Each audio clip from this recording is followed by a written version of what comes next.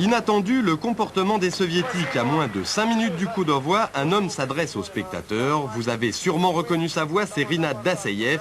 Il demande simplement au public de soutenir le Spartak, des fois que celui-ci prenne fait et cause pour Toulouse. On en a marre d'El Plata, c'est désormais le nom du syndrome qui consiste, comme lors du match France-Italie en Argentine, à marquer un but d'entrée de jeu.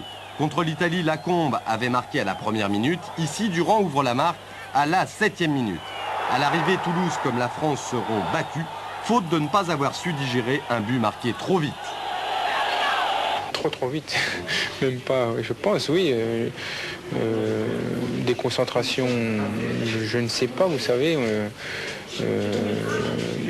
Peut-être inconsciente, peut-être de dire ça y est, on a fait le plus dur, amener les garçons à oublier pendant quelques instants le travail de récupération, le travail défensif qui était très important face à cette équipe. Cette équipe du Spartak, qui doit désormais marquer 4 fois pour se qualifier, va parfaitement réagir en égalisant moins de 2 minutes plus tard. Des soviétiques qui ne prennent même pas le temps de douter. Novikov sur la gauche de la surface, centre pour Rudakov, dont la reprise de volée croisée trompe Bergerot. Un marquage hésitant, une erreur impardonnable lorsque l'on mène 1-0 à l'extérieur. Si on voit le but un par un, je crois que c'est pas des buts qui sont assez bêtes qu'on a pris. Alors, on marque les buts et 2 minutes après, on prend les buts d'égalisateur. Alors là c'était comme un choc pour l'équipe. Un choc dont les Toulousains ne se remettront qu'après avoir encaissé un 2e but à la suite de cette ouverture de Rodionov pour Rudakov. Rudakov qui semblait hors jeu, mais on va le voir sur un plan plus large. Une nouvelle erreur de la défense toulousaine. Au moment de l'ouverture de Rodionov, tout le monde monte sauf Desperou, tout en bas de l'écran, qui couvre Rudakov et Kidiatouline. Là encore, une grosse faute d'inattention. C'est sûr qu'on a été un peu déconcentré sur plusieurs actions. Même à 2-1, je crois qu'on était peut-être un peu trop décontracté. On a eu beaucoup d'occasions de but. On aurait pu arriver à la mi-temps avec un score beaucoup plus favorable.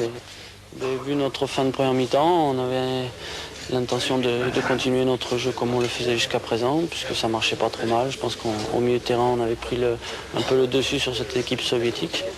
Malheureusement, la deuxième mi-temps a été tout à fait différente et pour nous, ça a été très dur. Encore un but d'avance pour Toulouse, la situation n'est pas catastrophique, mais comme en première période, les soviétiques ont la chance de marquer très vite par Rodionov, alors que le jeu a repris depuis à peine 5 minutes. Délire dans le stade, dès lors, il n'y a plus qu'une équipe sur le terrain, l'équipe du Spartak, qui va pousser jusqu'à assurer sa qualification. Qualification obtenue à la 77e minute, sur un pénalty certes sévère, mais pas scandaleux. Pénalty transformé par Novikov. À 4-1, la cause est entendue. Le 5e but du Spartak de Moscou n'est plus qu'une péripétie. Il est inscrit à la toute dernière minute par Novikov. Il rend surtout l'addition un peu dure à digérer pour les Toulousains qui, mercredi soir, sont tombés de haut, de très haut.